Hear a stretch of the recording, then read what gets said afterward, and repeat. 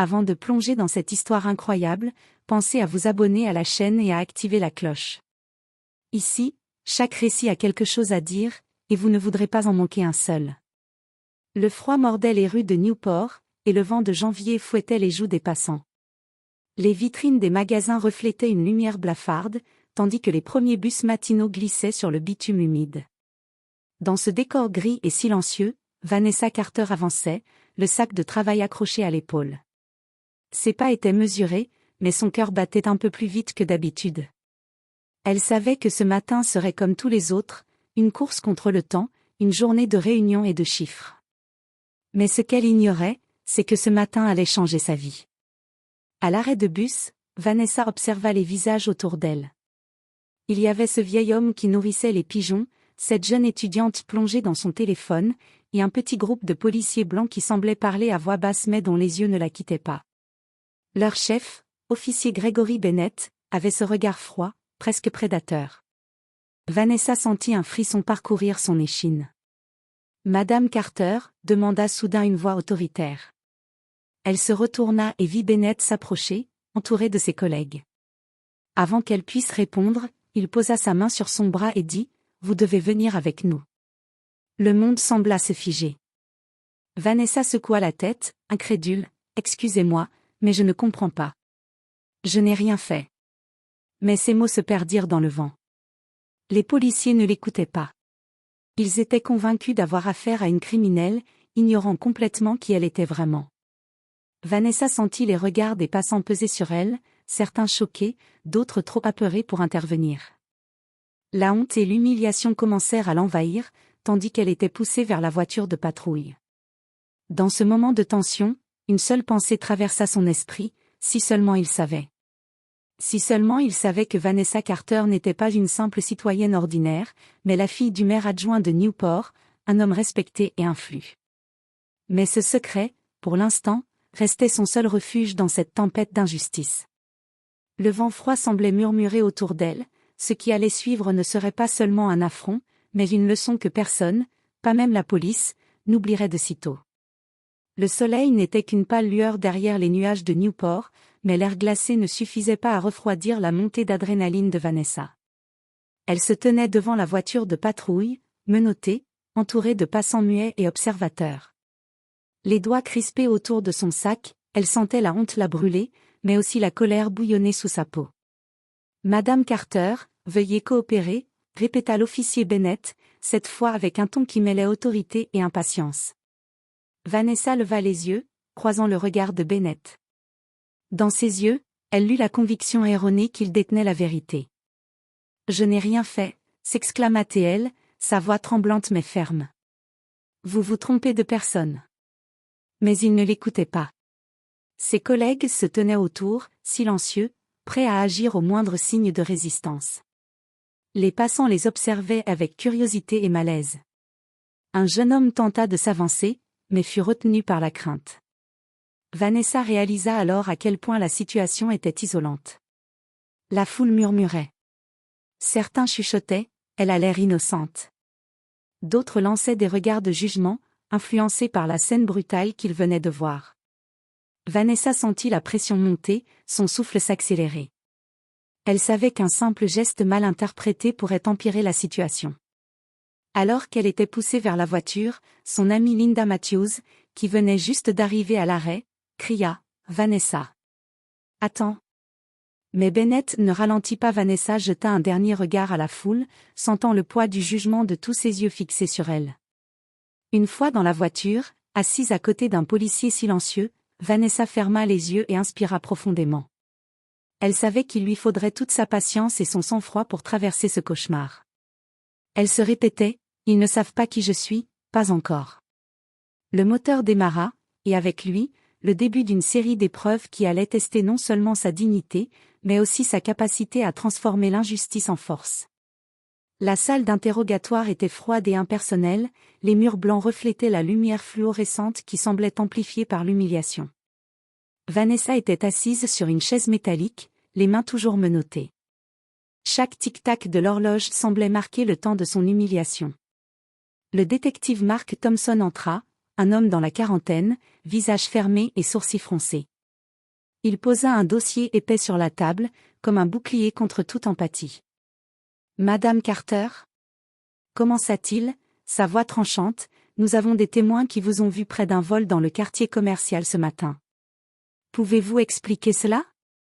Vanessa inspira profondément, sentant la colère monter mais la retenant. « Je ne sais pas de quoi vous parlez. Je descendais simplement prendre le bus, c'est tout. » Thompson la scruta intensément, les yeux plissés, doutant de chaque mot. « Vous êtes bien consciente que nier les faits peut empirer votre situation ?» Vanessa secoua la tête, mais à l'intérieur, son esprit était en ébullition. Chaque seconde qui passait la plaçait davantage dans un piège invisible. Elle savait qu'elle devait rester calme. Elle devait prouver qu'elle n'était pas coupable, même si, pour l'instant, personne ne croyait en sa version. Alors que l'interrogatoire s'éternisait, l'officier Samuel Lewis, un jeune policier noir récemment affecté à l'équipe de Bennett, entra précipitamment dans la salle. Son regard se posa sur Vanessa, et il pâlit légèrement. « Attendez » dit-il en se tournant vers Thompson, « je crois qu'il y a une erreur monumentale. Cette femme, c'est Vanessa Carter. » « Elle est ?» Thompson fronça les sourcils. « Quoi ?» « Elle est la fille du maire adjoint de Newport, Thomas Carter. Elle n'a rien à voir avec ce vol. » Le visage de Thompson se figea. Bennett, qui venait de rejoindre la salle, blêmit à son tour. Il sentit soudain la gravité de leur erreur, l'humiliation qu'ils venaient d'infliger à Vanessa n'était pas seulement injuste, elle était un affront direct à une figure influente de la ville. Vanessa, sentant leur malaise, releva le menton. La colère qu'elle avait contenue éclata en un mélange de dignité et de froide détermination. « Alors vous voyez, ce n'est pas moi le problème. Et croyez-moi, vous ne voulez pas que cette histoire se répande. » Pour la première fois depuis le début de la journée, Vanessa sentait que le vent tournait. L'humiliation n'était pas terminée, mais la balance du pouvoir venait de commencer à pencher en sa faveur. La tension dans la salle d'interrogatoire était presque palpable. Les mots de Samuel Lewis résonnaient encore, « Vanessa Carter, la fille du maire adjoint. » L'air semblait plus lourd, comme si chaque respiration portait la honte de ce qui venait de se passer. L'officier Bennett baissa les yeux, incapable de soutenir le regard de Vanessa. Il se rendait compte que sa rigidité et son arrogance venaient de se transformer en humiliation personnelle. Thompson, lui, feignait la neutralité, mais son visage trahissait une panique silencieuse. Vanessa, assise droit sur sa chaise, sentit la colère se mêler à un sentiment de puissance nouvelle. « Vous voyez, messieurs, » dit-elle d'une voix claire et ferme, « vous n'avez pas seulement fait une erreur. Vous avez humilié une citoyenne innocente, et vous ne saviez même pas qui elle était. » Lewis s'approcha et ajouta, « Tout cela aurait pu être évité si quelqu'un avait fait un simple contrôle d'identité. » La nouvelle se répandit rapidement dans le commissariat. Bientôt, d'autres officiers et même quelques visiteurs présents dans le hall commencèrent à murmurer. Vanessa réalisa que son nom et son identité faisaient désormais trembler l'arrogance des policiers. Elle sentit le pouvoir de sa position réelle, et un léger sourire traversa son visage. Bennett, toujours blême, murmura presque pour lui-même, « Comment avons-nous pu ?» Vanessa reprit la parole, cette fois avec une autorité froide, « Je veux des excuses immédiates. Pas de demi-mesure. Pas de mots creux. Je veux que chaque personne impliquée comprenne la gravité de ce qu'elle vient de faire. » Thompson, incapable de répondre, hocha la tête en signe d'accord, tandis que Lewis ouvrait la porte pour qu'un sergent intervienne. Le message était clair, la vérité venait de sortir, et les policiers n'étaient plus en position de force. Mais Vanessa ne voulait pas seulement des excuses. Elle voulait que cette humiliation serve de leçon. Elle savait que Newport devait comprendre que la discrimination et l'arrogance pouvaient se retourner contre ceux qui les pratiquent. Elle voulait transformer cette humiliation en un symbole de justice et de dignité. En quittant la salle d'interrogatoire pour retrouver son père, Thomas Carter, qui venait d'être appelé, Vanessa sentit une force nouvelle s'emparer d'elle. L'humiliation du matin s'était transformée en énergie. Chaque pas qu'elle faisait était un pas vers la revanche, mais surtout vers la justice. Quelques heures après la révélation de son identité, Vanessa se tenait dans le bureau de son père, Thomas Carter, maire adjoint de Newport. Son visage reflétait encore la colère et la douleur de ce matin, mais aussi une détermination farouche. « Papa ?» dit-elle, les mains serrées sur le bureau. « Ce qui vient de se passer, ce n'était pas juste. Ils m'ont humiliée devant toute la ville. Je veux que justice soit faite. » Thomas la regarda, une fierté mêlée d'inquiétude dans les yeux. « Vanessa, tu as été traitée de manière inacceptable. Je vais m'assurer que chaque officier impliqué rende des comptes.